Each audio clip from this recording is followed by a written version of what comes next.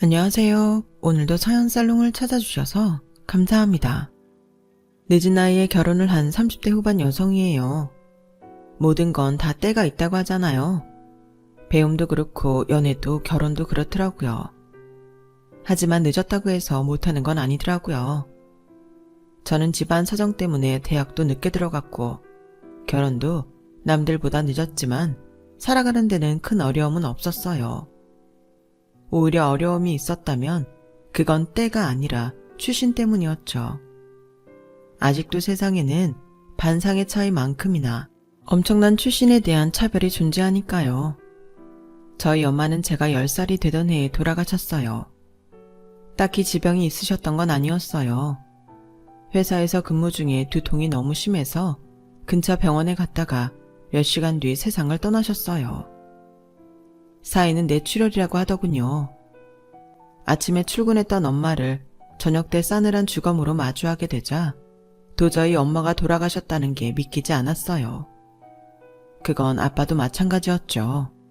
대단히 부유하지는 않았어도 세 식구 살기에 부족함이 없이 단란했던 우리 집은 하루아침에 결손가정이 되었고 아빠도 저도 엄마를 쉽게 떠나보내지 못했어요. 특히 아빠가요. 아빠는 엄마의 장례식이 끝나고도 회사에 나가지 않았어요. 식사도 제대로 하지 않으시고 낮에는 멍하게 허공만 바라보다가 밤이 되면 엄마 옷을 끌어안고 소리주게 울곤 하셨죠. 저희 부모님은 국민학교 동창으로 대학에서 우연히 제외한 이후 사귀기 시작해 결혼까지 하셨는데 그래서 그런가 늘 친구처럼 장난도 잘 치고 사소한 걸로 말다툼도 하시곤 했어요. 그럼에도 금방 화해를 하고 다시 다정한 친구 사이로 돌아가곤 했죠. 그런 부모님을 보면서 저도 나중에 결혼을 하게 되면 친구 같은 사람을 만나야겠다 다짐하곤 했었죠. 엄마한테 아빠는 첫 남자였고 아빠한테도 엄마가 첫 여자였어요. 거의 모든 처음을 함께했던 사이라서 그런가 아빠는 엄마를 떠나보내는 게 쉽지 않았던 모양이에요. 아이고 이놈아, 네가 그러고 있으면 네 딸 예솔이는 어쩌냐. 한창 부모 손 필요한 나이인데 아빠란 놈이 허구한 날 정신 놓고 있으면 어쩌냔 말이다. 이제 네 처는 그만 잊고 털어내라. 화란이도 너 이러는 거 보면 저승도 못 가고 구천을 떠돌 거 아니야. 엄마가 돌아가신 이후로 자주 저희 집에 들러 먹을 거를 챙겨주시던 할머니는 매번 아빠를 혼내셨지만 아빠는 조금도 달라지지 않았어요. 그렇게 2년쯤 지난 어느 날이었어요. 제가 초경이 시작된 것도 모르고 방과 후에 친구들이랑 운동장에서 놀다가 엉덩이에 생리혈을 묻히고 돌아오게 된 거예요. 그날도 아빠는 거실 소파에 앉아 계셨는데 생리혈이 묻은 제 엉덩이를 보시곤 그러시더라고요. 예솔아, 너 엉덩이에 뭘 묻히고 다니는 거야? 왜? 뭐 묻었어? 저는 얼른 방에 들어가 바지를 벗었는데 세상에 바지뿐만 아니라 속옷에도 피가 묻어있지 뭐예요. 보건 시간에 생리대에 대해 배우기는 했지만 막상 닥치고 보니 어리둥절했어요. 어떻게 수습해야 하나 당황스러웠어요. 게다가 집에는 생리대도 없어서 난감했죠. 그래서 방문 받게 되고 아빠한테 말했어요. 아빠, 할머니한테 전화해서 좀 와달라고 해, 얼른. 왜, 무슨 일인데? 그냥 아빠한테 말해. 안 돼, 할머니한테 얘기해야 되는 거란 말이야. 할머니 친구분들이랑 여행 가셔서 내일 모레 나오셔. 그럼 나 어떡해? 저는 그 자리에 주저앉아 엉엉 울었어요. 당장 피 묻은 속옷도 빨아야 되고 생리대도 필요한데 할머니가 못 오신다니 하늘이 무너지는 것 같았거든요. 제 울음소리에 놀란 아빠는 꼭 걸어 잠근 방문고리를 돌리며 문 좀 열어보라고 하셨어요. 안 돼. 아빠는 몰라도 돼. 방문 열지 마. 열면 화낼 거야. 문고리를 손에 쥐고 고래고래 소리를 지르자 아빠도 더는 문을 열라고 재촉하지 않았어요. 그런데 잠시 뒤 현관문 여닫는 소리가 들리지 뭐예요. 엄마가 돌아가신 이후로 집 밖에 안 나가던 아빠였기에 혹시 할머니가 오신 게 아닌가 싶어 방문을 열었죠. 그런데 집 안에 아무도 없더라고요. 아빠가 밖에 나가신 거예요. 그리고 몇 분 뒤 아빠가 제 방문을 두드리셨어요. 예솔아, 아빠가 문 앞에 생리대 사놨어. 아빠는 안방에 들어가 있을 테니까 가지고 화장실 가. 저기, 쓰는 법은 알고 있니? 모르면 할머니한테 전화해. 아빠가 전화기 문 앞에 두고 갈게. 그럴 필요 없어. 학교에서 배웠어. 안방 문소리를 듣고 나서야 저는 방문을 열었어요. 방문 앞에 놓인 검은 봉지에는 생리대가 여러 개 들어있었어요. 다양한 사이즈와 날개형, 비날개형 등이요. 여성 생리용품에 대해 잘 모르는 아빠는 급한 마음에 여러 개를 사들고 온 모양이었어요. 엄마가 살아계셨다면 아빠가 제 생리대를 사러 슈퍼에 가는 일은 없었을 텐데 그런 생각을 하니 서글프더라고요. 그런데 그날 이후 저희 집에는 엄청난 변화가 생겼지 뭐예요. 아빠가 다시 일자리를 알아보기 시작한 거예요. 그리고 얼마 뒤 예전의 아빠 모습 그대로 정장 차림으로 아침에 출근을 하기 시작했어요. 할머니가 그러시는데 아빠가 변한 건 저 때문이었대요. 아내 일은 슬픔에 빠져있는 동안 자식이 자라는 걸 잊고 있었는데 어느덧 자라서 생리대를 시작한 딸을 보니 덜컥 겁이 났다나요. 앞으로 중고등학교도 가고 대학도 가야 하고 취직도 하고 결혼도 해야 하는데 언제까지고 슬픔에 빠져 살 수 없다고 생각하신 거죠.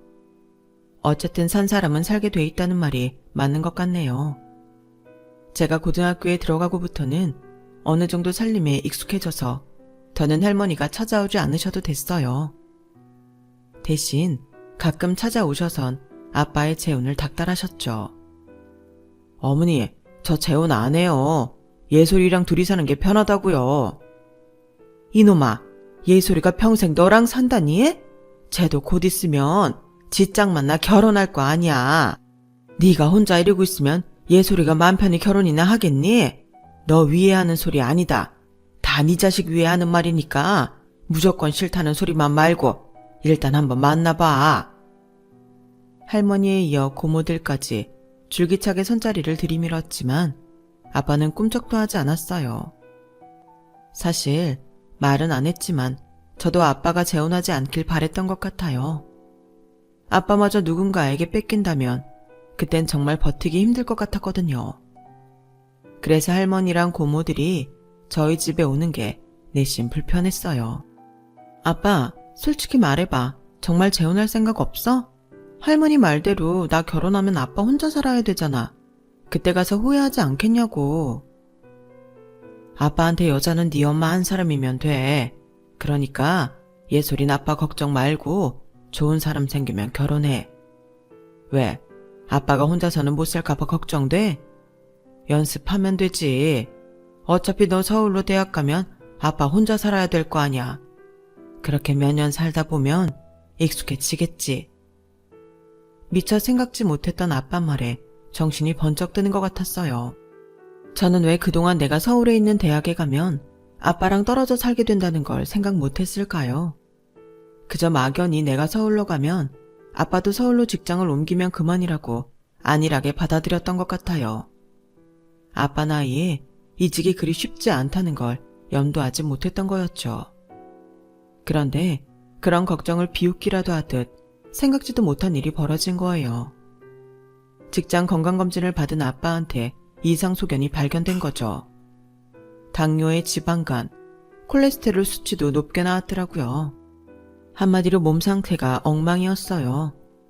제가 입시 준비로 바빠서 식사를 제대로 못 챙겨드리다 보니 밥 대신 치킨이며 피자, 야식을 자주 시켜 먹인 게 원인이 아닐까 싶더라고요.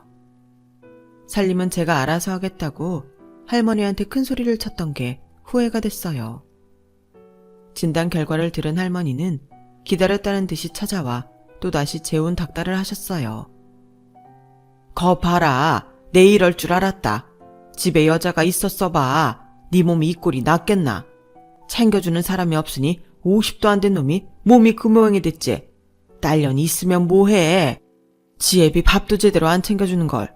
이러니 내가 재혼 타령을 하는 거야. 지금이라도 선자리 마련할 테니까 그런 줄 알아. 어머니, 제발 그만 좀 하세요. 내 몸 편하자고 재혼을 하는 게 말이 됩니까? 혈당 조절하면서 약 착실히 먹고 운동하면 돼요. 내 몸 아픈 거랑 재혼이랑 무슨 상관이라고 그러시냐고요. 전 재혼 생각 없으니까 어머니도 허둥기대 마세요. 엄마도 하루아침에 떠나보낸 마당에 아빠까지 몸에 안 좋다고 하니까 겁이 나기 시작했어요. 아빠마저 없으면 저는 고아가 되는 거니까요. 그저 열심히 공부해서 성적 잘 받고 좋은 대학에 들어가면 그게 효도다 생각했는데 그게 아니더라고요. 당시에는 아빠 곁을 지키는 게 최선일 거라 생각했는데 가장 중요한 아빠의 건강을 놓치고 있었던 거예요. 대입 수시 일정이 발표되고 본격적으로 입시 준비에 돌입하게 된 시점이라 고민이 되더라고요. 제 욕심을 위해 서울에 있는 대학에 진학하느냐, 아니면 아빠 직장과 본가가 있는 이 지역 대학에 가느냐, 갈등이 됐어요. 그러다 대학 진학에 한다고 해도 나 혼자 힘으로는 온전히 아빠를 챙겨드릴 여력이 안 될 것 같고, 나만 서울에 올라가 지내기에는 아빠 걱정 때문에 마음이 편치 않을 것 같더라고요. 그래서 인서울대학은 포기하고 제가 사는 지역에 위치한 국립대에 가기로 마음을 먹었어요. 물론 담임선생님은 이런 저를 이해하지 못하셨죠. 예솔아, 너 모의고사 점수 정도면 서울대는 몰라도 K대나 Y대는 가능해.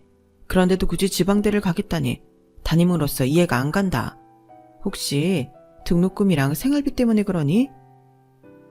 솔직히 돈이 문제는 아니었어요. 아빠 월급만으로도 생활은 충분했고 저희 친가가 꽤 사는 편이라서 제 학비를 마련하는 건 그리 어려운 일이 아니었으니까요. 하지만 금전적인 이유가 아니라면 담임선생님이 납득하지 못할 것 같아서 거짓말을 했어요. 집안 사정이 안 좋아서요. 전액 장학금을 받을 수 있는 학교를 고르려니 점수를 많이 낮춰가야 할 것 같아요. 그래? 형편이 많이 힘들다면 어쩔 수 없지. 어디를 가느냐도 중요하지만 어쨌든 대학에 들어가서 끝까지 학업을 마치는 게 더 중요하니까. 다행히 내 성적이면 전체 수석은 몰라도 과 수석 정도는 문제 없을 거야. 그렇게 저는 저희 집에서 통학이 가능한 지방대에 합격을 했어요.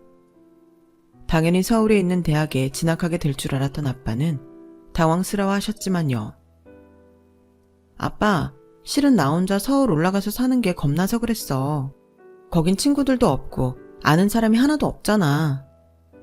아니 그래도 이 녀석아, 네 미래가 달린 일이야. 물론 니네 학교가 안 좋다는 건 아니지만 성적도 되는 애가 굳이 지방에서 학교 다닐 필요는 없다는 거지. 너 혹시 아빠가 걱정돼서 그런 거야? 아니야, 아빠가 애야. 내가 왜 아빠를 걱정해? 내가 겁나서 그랬다고. 제가 버럭 성질을 내자 아빠도 더는 추궁하지 않았어요. 그렇게 대학 진학일은 무사히 넘어간 줄 알았는데 졸업식 날 담임의 한마디에 모든 게 수포로 돌아갔지 뭐예요. 예솔이 아버님 많이 안타까우시죠. 예솔인 집안 형편만 아니면 명문대도 노려볼 만한 애였는데 선생님들도 다들 아쉬워해요. 아니, 그게 무슨 말씀이세요? 집안 형편 때문이라뇨. 결국 담임을 통해 제 거짓말을 듣게 된 아빠는 점심을 먹는 내내 아무 말씀도 하지 않으셨어요. 저도 지은 죄가 있으니 찍소리도 못하고 밥만 먹었죠. 차를 타고 집까지 가는 내내 아빠와 저는 입을 꾹 다문 채 아무 말도 하지 않았어요. 집에 도착해 현관에 들어서자 그제야 아빠가 그러시더라고요.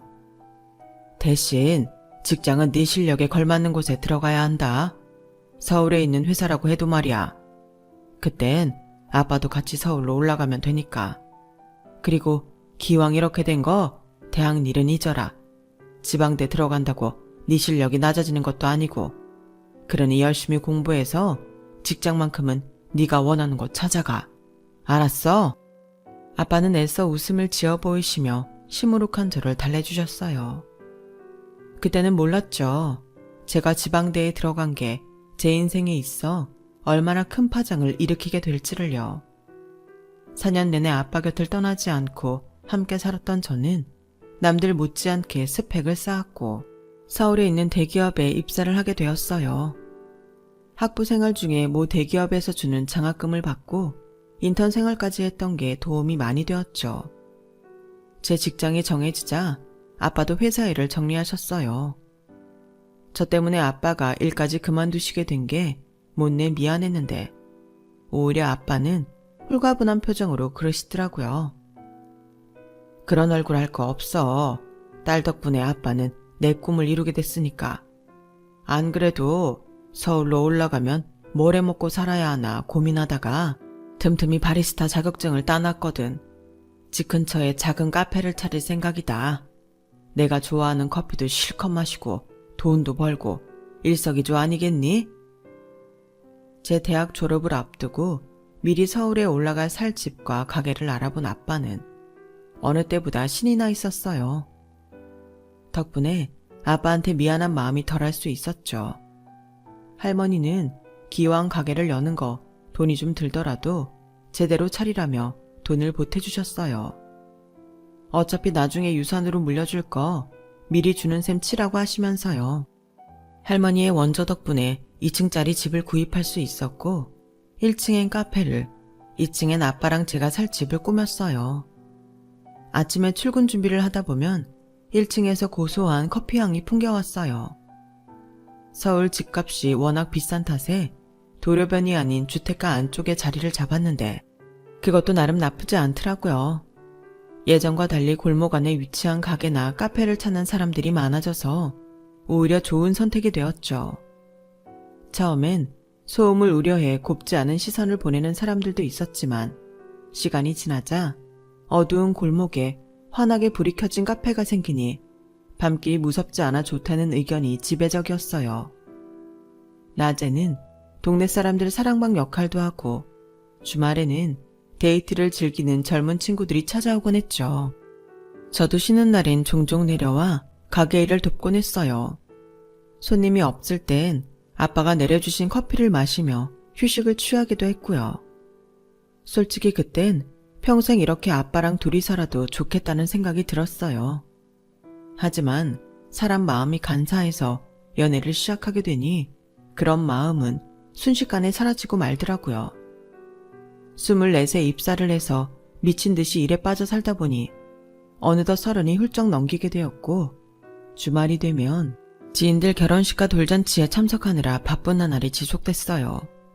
다들 시집 장가를 가고 자식들을 낳고 가정을 꾸리며 사는 동안 연애와 담쌓고 살다 보니 주변에 결혼 안 한 건 저와 회사 동기 딸랑 둘뿐이었어요. 그나마 동기마저 얼마 뒤 결혼을 하게 되어서 미호는 저만 남게 되었죠.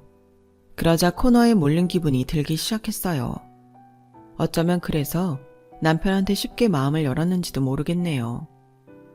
회사 동기 결혼 피로연에서 만난 남편과 사귀게 되었거든요. 평소 같으면 남자에 별 관심이 없었을 저인데 그날은 이상하게도 분위기에 취해 그랬는지 뻔히 보이는 남자의 수작에 알면서도 넘어가 주었어요. 대기업에 다니다가 대학 동기와 작은 회사를 창업해 운영 중이라는 그 남자는 호가면 인상에 자신감 넘치는 남자였어요. 5년 이상 회사 생활을 한 사람들은 되게 자신감이 하락하기 마련인데 진환 씨는 신기하네요. 비결을 알려드릴까요? 제 자랑 같지만 지금까지 단 한 번도 실패를 한 적이 없어요. 그래서 그런가?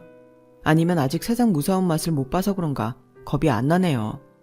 그게 제 자신감의 비결인 것 같아요. 저와는 정반대의 사람이었어요.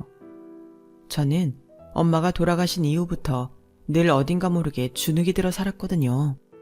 학창시절에 공부도 잘했고 집안 형편도 부족함이 없었는데도 늘 허기진 사람처럼 허리를 펴지 못하고 구부정하게 걷는 기분이었어요. 거기다 지방대 출신이라는 이유로 회사에서 무시를 당하고부터는 더더욱 그렇게 돼버렸죠. 내가 비록 지방대 출신이긴 하지만 내신이랑 수능 성적은 니들보다 더 좋았거든? 명문대 학연에 밀려 주요 프로젝트에서 제외됐을 때는 목구멍까지 이 말이 차올랐던 게 한두 번이 아니었어요. 어린 마음에 내렸던 결정 하나가 내 발목을 잡게 될 줄 알았다면 상황이 어떻게 되든 서울에 있는 명문대에 원서라도 넣어보는 건데 하는 후회도 들었죠. 하지만 어쩌겠어요. 이미 선택할 수 있는 시간은 지나버렸는걸요. 이제는 내가 내린 결정에 책임을 질 시간이니까요. 반면에 남편은 학벌마저도 완벽했어요. 네? 가족들이 전부 서울대 출신이라고요? 어머님, 아버님도요? 네, 작은 아버지랑 외삼촌, 이모, 고모들까지 다요. 아, 그래서 내가 고3 때 얼마나 스트레스를 받았나 몰라요. 서울대 떨어지면 집에서 완전 바보 취급 받을 판이었으니까요. 저희 매형이 K대 출신인데 매번 가족 모임 때마다 저희 아버지가 얼마나 면박을 주시나 몰라요. 툭하면 넌 아남골에나 가서 놀아라 이러신다니까요. 그럼 진한 씨는 필히 서울대 출신 여자랑 결혼해야겠네요. 에이, 그건 아니죠. 저희 부모님이 며느리한테까지 학벌을 강요하는 분들은 아니니까요. 아, 그런데 예솔 씨는 수능 성적도 꽤 좋았다던데 왜 지방대를 다녔어요? 그 외에 그 성적이면 Y대나 K대 정도도 가능했을 텐데. 대학 얘기를 하다 보니 부수적인 설명이 필요해서 저희 집 얘기를 꺼내게 되었어요. 그때까지만 해도 딱히 이 사람이랑 결혼을 해야겠다는 마음까지는 없었지만 그렇다고 말 못할 비밀도 아니었으니까요. 고3 시절 집에서 학벌 때문에 스트레스를 많이 받아서 그런가 남편은 가족들과는 달리 학벌에 연연하지 않는 사람이었어요. 일종의 가진 자의 여유라고 해도 틀리진 않을 것 같지만요. 오히려 지방대 출신임에도 회사에서 능력을 인정받고 남들보다 빠른 승진을 거듭한 저는 인정해주는 사람이었죠. 그래서 결혼 얘기가 나왔을 때도 딱히 반감은 안 생겼던 것 같아요. 적어도 남편한테는요. 2년 가까이 연애를 하고 처음 시댁에 인사를 드리러 갔던 날 남편을 통해 누누이 들어왔던 시댁 식구들의 학벌 때문에 살짝 주눅이 들어 있었어요. 하지만 막상 가보니 편견 없이 저를 맞아주더라고요. 그때는 몰랐죠. 이게 다 사회적 가면이라는 사실을요. 혹시나 학벌 때문에 반대를 하시진 않을까 걱정했는데 생각보다 무난히 넘어갔어요.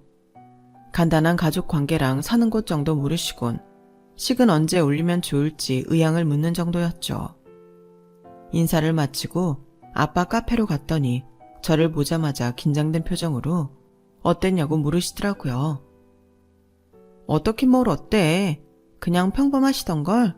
괜히 걱정했어. 두 분 모두 인상도 좋으시고 시누이도 사람이 괜찮은 것 같아. 대학 강사라고 해서 좀 권위적이지 않을까 했는데 싹싹 하더라고. 아유, 다행이다. 내가 처가에 처음 가던 날보다 긴장이 되더라고. 하루 종일 일이 손에 안 잡혀서 실수도 몇 번이나 했는지 몰라. 딸이 하나였길래 망정이지 둘이었으면 아빠 심장 터져 죽었을 거다. 에이, 5번은? 내가 뭐 못 갈 데 갔나. 그리고 아빠 딸 그렇게 못나지 않았어요. 나 놓쳐봐. 그쪽이 후회하지. 안 그래? 그래, 맞다. 이때까지만 해도 앞으로 어떤 일이 벌어질지 몰랐던 저는 결혼에 대한 청사진만 펼치고 있었어요. 그러다 냉혹한 현실을 만났을 때는 이미 발을 뺄 수도 없는 상황이었죠. 바로 결혼식 당일이 되어서야 시댁 식구들의 본 모습을 보게 되었으니까요. 신부 대기실에 앉아있는데 시댁 식구들이 새 신부 얼굴 보러 왔더라고요. 시부모님만 뵙고 이모님 가족들과 고모님 가족들을 본 적이 없어서 처음 인사드리는 자리였죠. 그런데 제 앞에서 웃는 모습을 하던 분들이 신부 대기실을 나갈 때 하나같이 그러시는 거예요. 엄마, 진원 오빠 부인 지잡대라며? 대박. 그 학벌로 어떻게 버티려고 진원 오빠랑 결혼을 한대? 인서울도 아니고 지잡대라니 어이가 없네. 그러니까 너도 정신 바짝 차리고 공부해. 진원이 처처럼 안 되려면. 세상에, 얼마나 공부를 못했으면 일반 대학도 아니고 지방대를 나와. 우리 집안의 수치다, 수치. 언니는 어쩌자고 이런 결혼을 허락한 건지. 저는 그날 시댁에 인사드리러 갔을 때도 들어보지 못한 그놈의 학벌 타령을 식이 끝나고 웨딩카에 오를 때까지 주구장창 들어야 했어요. 친인척들이 저를 보며 묘한 미소를 지을 때마다 마치 속으로 제 흉을 보는 것 같아서 괜히 얼굴이 화끈거렸죠. 남편은 신경 쓰지 말라고 했지만 신경이 쓰이는 걸 어쩌겠어요. 마치 대학 하나로 지금까지 살아온 제 인생을 송두리째 부정당하는 기분이었는걸요. 그런데 이건 서막에 불과했어요. 신혼여행에서 돌아와 본격적으로 신혼생활을 시작하자 시댁 식구들과 마주치는 적마다 제 학벌 얘기가 끊이지 않고 나왔거든요. 어머님, 다음 달에 조부님 제사가 있다고 하셨죠? 정확히 날짜가 어떻게 되나요? 회사에 월차를 내야 할 것 같아서요. 그럴 거 없다. 넌 그날 안 와도 돼. 진아님만 퇴근길에 들리라고 할 테니까. 네? 그래도 시집 오고 첫 제사인데 어떻게 빠져요? 어머님 혼자 음식 준비하시기 힘들 텐데요. 글쎄 올 필요 없다니까. 얘는 지방대 출신 아니랄까봐 머리가 안 좋아서 그런가? 왜 같은 말을 두 번씩 하게 만들어? 사람 피곤하게. 사실 제3의 명절은 귀여운 여성들의 스트레스 주범이잖아요. 그런 날 오지 말라고 하시니까 기뻐해야 하지만 그래도 이건 아니다 싶었어요. 딱히 저를 걱정해서 오지 말라고 하시는 건 아니었으니까요. 그래서 남편한테 제사 문제를 얘기했더니 그러는 거예요. 아, 엄마 또 그러신다. 실은 우리 매형도 결혼하고 3년 동안 우리 집 행사 때 못 오게 했었어. 집안 식구들한테 보이기 창피하다고. 그 일로 누나가 울고불고 난리쳐서 그 뒤로는 안 그러셨는데 이번엔 자기한테 그러실 모양이네. 어떻게 할까? 나도 한바탕 난리 쳐줘. 아니면 이참에 그냥 명절이랑 제사에서 해방될래? 자기가 원하는 대로 해줄게. 뭐? 자기 지금 그걸 말이라고 해? 왜? 다른 집 여자들은 명절이랑 제사 때문에 엄청 스트레스 받는다던데 당신도 그럴 거 아니야. 엄마 입으로 오지 말라고 했는데 설마 뭐라고 하겠어? 아, 기왕이면 나도 오지 말라고 했으면 좋았을걸. 그럼 매년 명절 때마다 자기랑 해외여행 가면 좋잖아. 안 그래?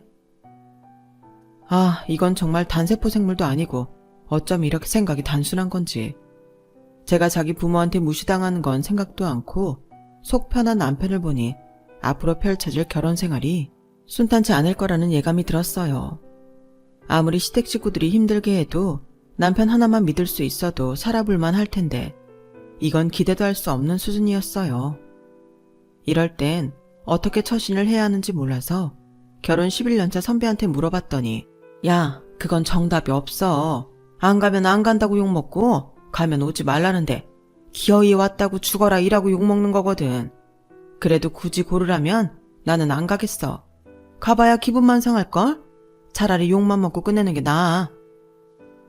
남편한테 들은 얘기도 있어서 선배 말대로 안 가는 게 낫겠다 생각했어요. 저도 나 싫다는 사람들한테 바보같이 고개 숙이고 놀림당하고 싶지는 않으니까요. 이후로도 명절이나 집안 경조사에는 의례전은 부르지 않았어요.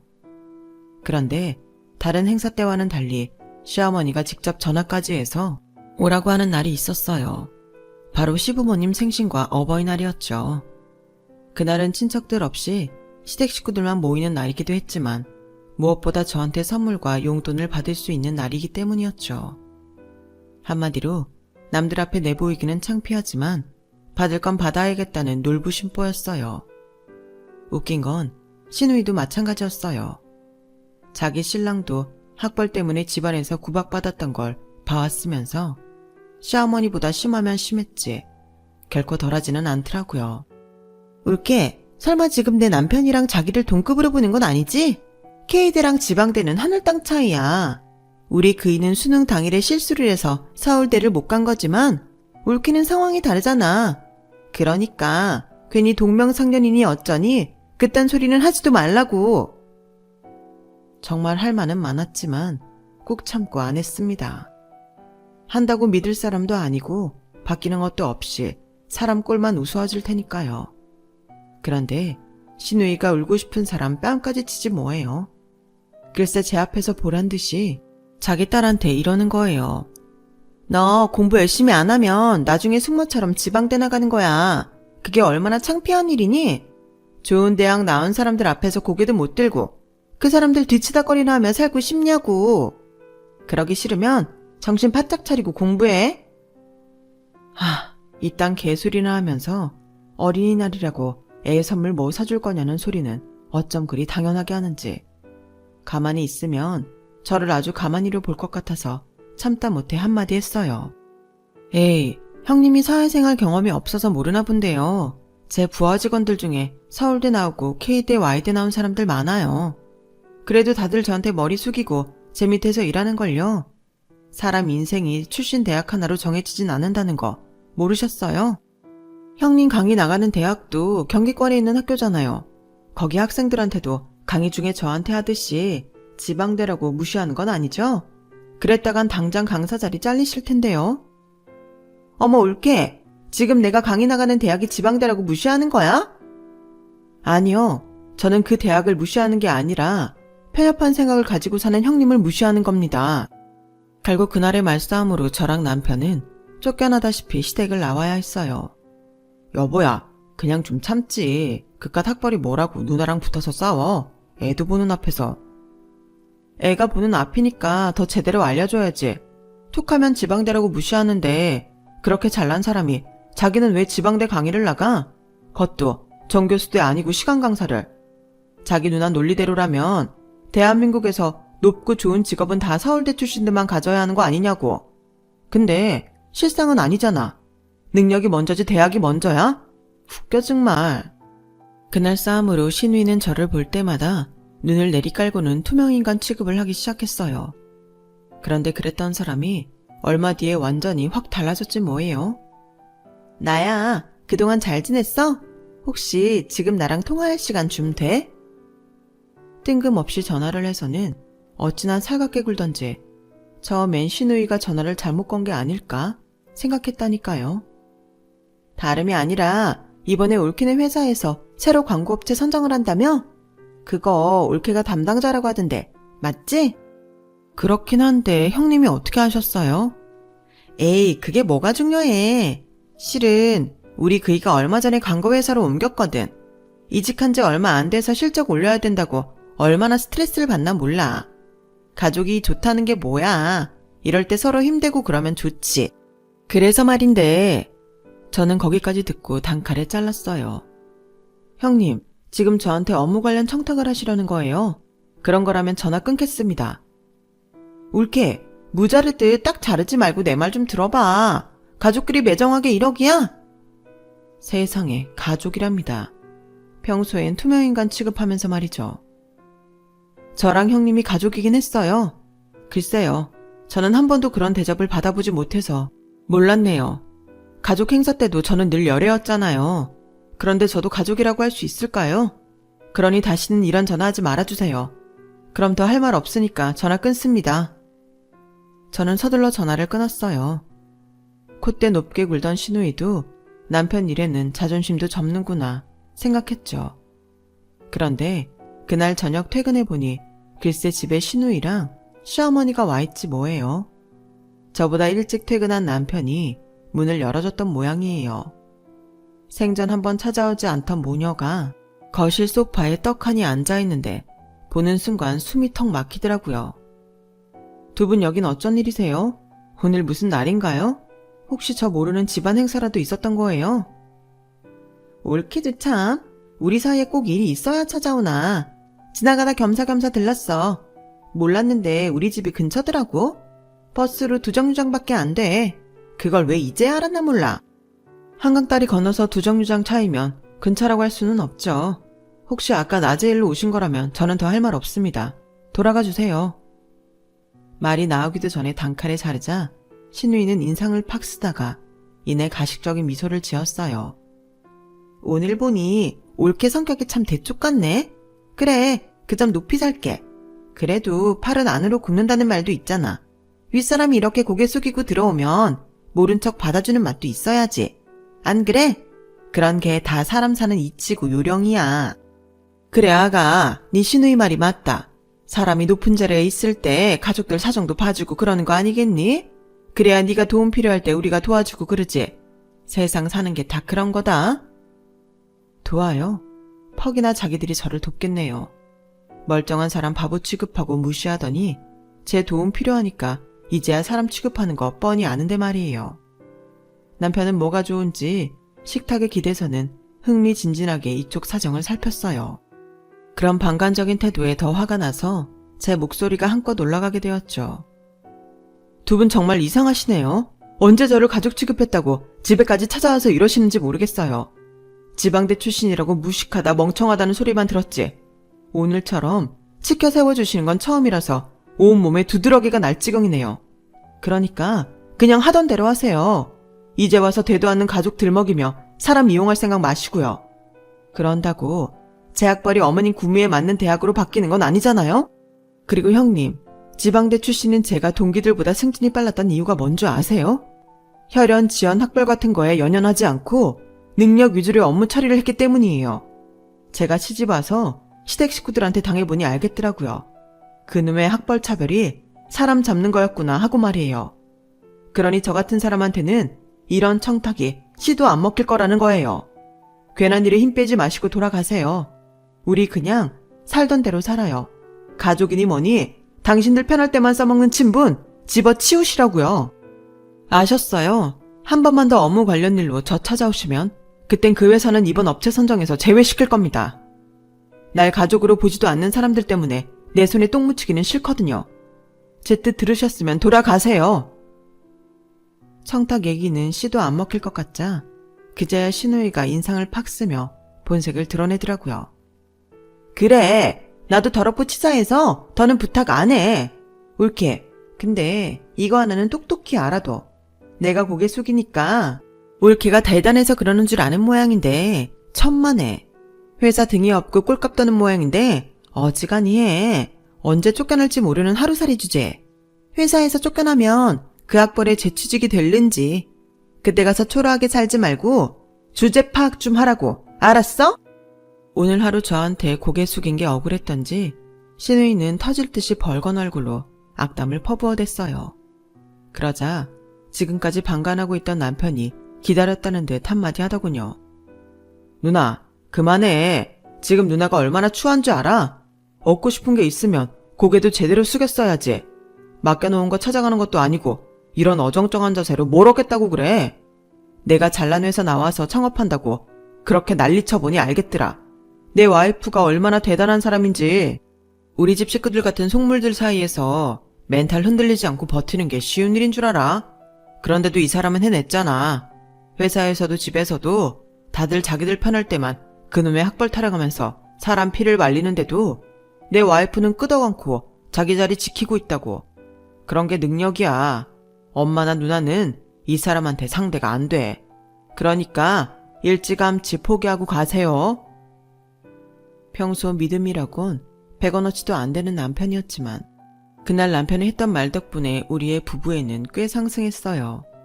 그동안 남편이 시댁과의 문제에서 손을 놓고 있었던 건 방관이 아니라 저에 대한 믿음이 있었다는 걸 알 수 있었으니까요. 사연에 적은 내용 외에도 크고 작은 사건들이 많았지만 지금은 그저 한때 벌어진 일 정도로 치부하며 살고 있어요. 따지고 보면 이것도 일종의 승자의 여유라고 할 수 있겠네요. 얼마 전 제사를 앞두고 시어머니께서 전화를 하셨더라고요. 앞으로는 제사랑 명절에 집에 오라고 말이에요. 작은아버지 댁 둘째 아들이 저희 회사에 입사를 했는데 저랑 같은 부서에 배속되었거든요. 그러니 친인척들 앞에서 면이 서겠다 싶으셨나 봐요. 참 한결같은 분이시죠. 그래서 저도 한결같은 마음으로 딱 잘라 거절했어요. 그동안 내가 열심히 쌓아온 커리어를 날 무시하는 시댁 식구들 어깨뽕으로 사용하기 싫거든요. 인생은 뿌린 대로 걷어들여야 하는 거니까요. 지금까지 제 사연을 들어주셔서 감사합니다. 건강하세요. 여러분, 사연 댓글에 응원과 현명한 조언 부탁드려요. 좋아요와 구독은 저에게 큰 힘이 됩니다. 오늘도 좋은 일 가득하세요.